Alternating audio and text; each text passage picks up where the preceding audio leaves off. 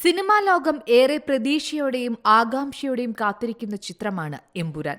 ലൂസിഫറിന്റെ രണ്ടാം ഭാഗമായി എമ്പുരാൻ മാർച്ച് 27 റിലീസാകുമ്പോൾ ആഘോഷമാക്കാൻ കാത്തിരിക്കുകയാണ് ആരാധകർ. സ്റ്റീഫൻ നെടുമ്പിളി എന്ന ഖുറേഷി അബ്രാമായി ചിത്രത്തിൽ മോഹൻലാൽ എത്തിയപ്പോൾ ആഗോള ബോക്സ് ഓഫീസിൽ 150 കോടി രൂപയിലധികം ബിസിനസ് നേടി ലൂസിഫർ തിളങ്ങിയിരുന്നു. ഇപ്പോഴിതാ സിനിമയുമായി ബന്ധപ്പെട്ട് ഓരോ ദിവസവും ചിത്രത്തിന്റെ ക്യാരക്ടർ ഇൻട്രോകൾ അണിയറ പ്രവർത്തകർ പുറത്തുവിട്ടുകൊണ്ടിരിക്കുകയാണ്. ടൊവിനോ തോമസ് അവതരിപ്പിക്കുന്ന ജതിൻ രാംദാസ് എന്ന കഥാപാത്രത്തിന്റെ ക്യാരക്ടർ ഇൻട്രോയാണ് അണിയറ പ്രവർത്തകർ ഒടുവിൽ പുറത്തുവിട്ടത്. മഞ്ജു വാര്യർ അവതരിപ്പിക്കുന്ന പ്രിയദർശിനി രാംദാസ് എന്ന കഥാപാത്രത്തിന്റെ ഇൻട്രോ കഴിഞ്ഞ ദിവസം പുറത്തു വന്നിരുന്നു. ജതിൻ രാംദാസിന്റെ ഇൻട്രോ കൂടി പുറത്തു വന്നതോടെ സിനിമയിലെ കഥാപാത്രങ്ങളെക്കുറിച്ച് ആകാംക്ഷ വർദ്ധിക്കുകയാണ്. ഇനി 3 ഇൻട്രോകൾ മാത്രമാണ് പുറത്തു വരാനുള്ളത്.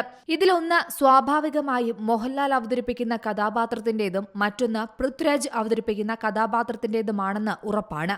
അങ്ങനെയെങ്കിൽ മൂന്നാമത്തെ കഥാപാത്രം ആരെന്നാണ് ആരാധകരുടെ ഇനിയുള്ള ആകാംക്ഷ. ലൂസിഫറിൽ തനിക്ക് മോഹൻലാലുമായി കോമ്പിനേഷൻ സീൻ ഉണ്ടായിരുന്നില്ലെന്നും എന്നാൽ എമ്പുരാനിൽ ഉണ്ടെന്നും പറയുകയാണ് ടൊവിനോ വീഡിയോയിൽ. ഒരുപക്ഷെ എമ്പുരാനിൽ തന്റെ ഏറ്റവും മികച്ച പ്രകടനം മോഹൻലാലുമായുള്ള കോമ്പിനേഷൻ സീനിലാവാമെന്നും ടൊവിനോ കൂട്ടിച്ചേർത്തു.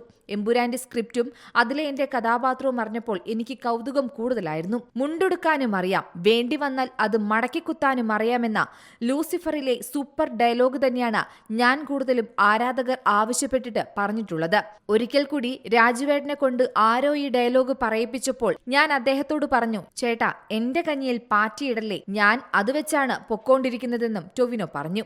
എന്തായാലും എമ്പുരാനു വേണ്ടിയുള്ള കട്ട വെയിറ്റിംഗിലാണ് ആരാധകർ. ഇനി അടുത്ത ക്യാരക്ടർ പോസ്റ്റ് ആരുടെ എന്നതും ആകാംക്ഷ നിറഞ്ഞതാണ്. Entertainment desk, C Malayalam news. ഏറ്റവും പുതിയ വാർത്തകളും വിശേഷങ്ങളും വിരൽ തുമ്പിലറിയാൻ സി മലയാളം ന്യൂസ് എല്ലാ ഡിജിറ്റൽ പ്ലാറ്റ്ഫോമുകളിലും ലഭ്യം.